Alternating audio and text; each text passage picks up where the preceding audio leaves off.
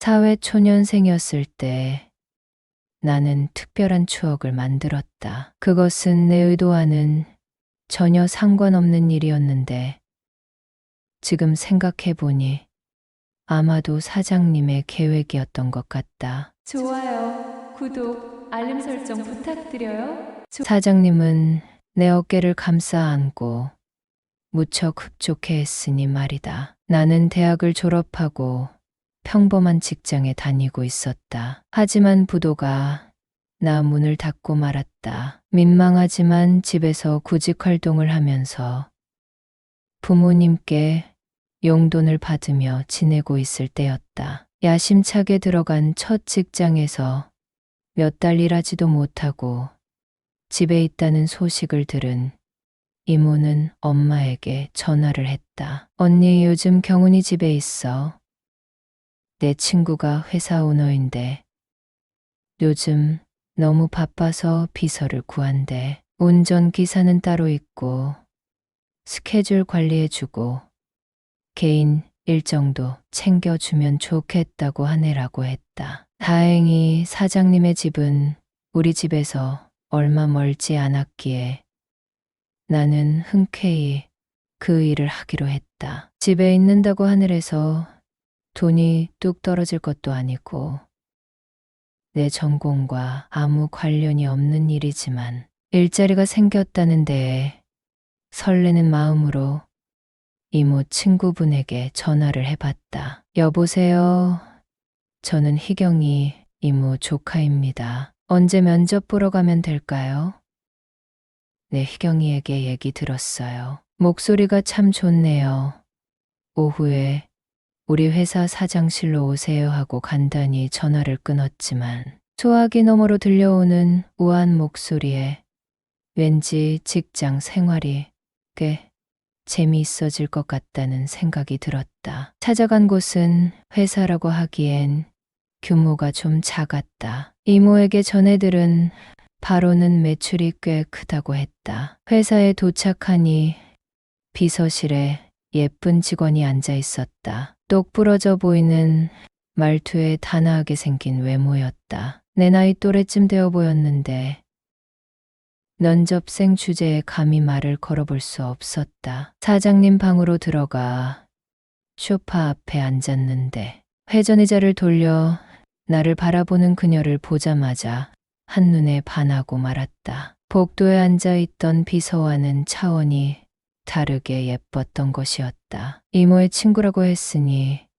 40대 후반일 텐데 누가 나이를 말해주지 않았더라면 30대로 보이는 외모였다. 사장님은 매일 새벽에 고수부지 주변을 조깅하고 아침에는 커피 머신으로 간단히 아메리카노를 내려 먹고 뉴스를 들으며 출근 준비를 한다고 했다. 왜 남자 비서를 구하는지 물어봤더니 새벽부터 혼자 조깅을 하다 보니 혹시라도 안 좋은 일이 생길까봐 겁이 나 개인 비서를 구하게 되었다고 한다. 출근 시간이 4시 반 정도가 될 것이고 퇴근은 빨리 할 수 있다고 했다. 오후에 골프 연습장, 테니스를 가는데 일주일에 하루는 운동 스케줄이 없다고 했다. 내가 다니던 직장에서 받던 월급보다 조금 더 신경 써주겠다는 말에 나는 기분 좋게 집으로 왔다. 나는 매일 새벽에 일어나 사장님의 집까지 갔고 본의 아니게 같이 운동을 하게 되었다. 땀복을 입고 뛰어야 땀이 많이 난다며 내 땀복까지 사준 사장님과 조깅을 했다. 나는 운동신경이 뛰어나 어떤 운동이든 다 잘했지만 조깅은 처음이었다. 장맛비가 오거나 폭설이 내리지 않는 한 조깅을 거르는 일은 거의 없다는 사장님은 자기 관리가 철저해 보였다. 시간 관리도 무척 잘하는 것 같았다. 부모님은 새벽부터 조깅을 하다니 극한 직업 아니냐며 농담을 했고 사장님을 쫓아 운동을 하니 조깅의 매력에 빠져 들게 되었다. 사장님은 어느 날 내 옷을 사주겠다고 하며 백화점에 갔다. 이러지 않으셔도 된다고 했는데 어떤 젊은이가 새벽부터 조깅을 하면서 군말 없이 버티겠어. 자네는 나중에 사회에 나가게 되면 무슨 일이든 잘할 거야 하며 트레이닝복과 정장을 사줬다. 나는 안 그래도 월급도 많이 주시는데 옷까지 사주시니 몸 둘 바를 모르겠다고 했고, 사장님은 남자 비서는 처음 고용했는데 너무 든든하고 좋아서 그래 하며 과분한 선물을 주셨다. 사장님은 가끔 부모님 댁에 갔다 드릴 선물을 사오라고 신용카드를 주셨다. 고가의 건강보조식품과 간식거리를 사서 기사분에게 전달했고, 그날은 심부름 비용을 조금 챙겨주기도 했다. 사장님은 얼굴만 예쁜 것이 아니라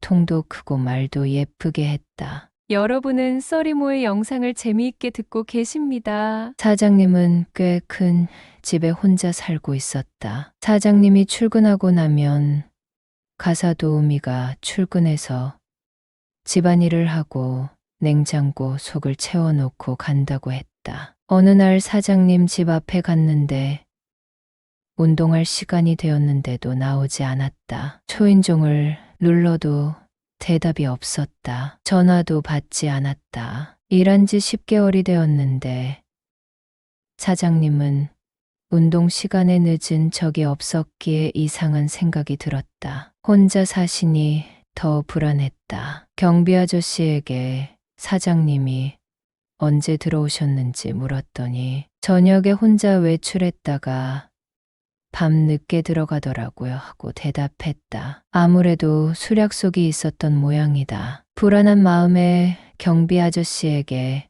비상키를 받아 들어갔다. 그동안 나를 조카처럼 잘 챙겨주던 사장님에게 무슨 일이 생긴다면 큰일이니 젠 걸음으로 집에 들어갔다. 방은 4개였고 화장실이 3개였다. 혼자 살면서 이렇게 큰 집에 살다니 돈이 얼마나 많은 거야 하고 두리번거리며 강문을 다 열어봤다. 사장님은 아무 데도 없었다. 2군데 남기고 문을 열어봤는데 그곳인 바로 침실과 그 안에 딸린 욕실이었다. 사장님, 저 왔어요. 들어갈게요 라고 크게 말한 뒤 침실에 들어갔더니 사장님의 모습이 보이지 않았다. 마지막 남은 욕실에 들어갔더니 사장님은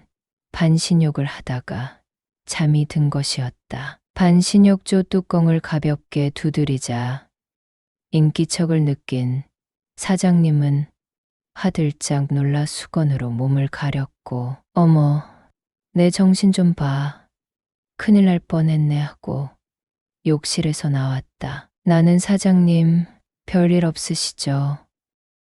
하고 확인했고 사장님은 응, 괜찮아. 오늘 운동은 패스하고 아침 먹고 출근하자 하며 주방에서 커피, 샐러드, 견과류 등을 챙겨왔다. 사장님은 사실 어제 첫사랑을 만났어. 이혼했다는데 내 생각이 난다고 하더라고. 안 나갈까 했는데 너무 보고 싶은 거야. 그래서 나갔는데 현타가 오더라고 하며 말끝을 흐렸다. 왜요?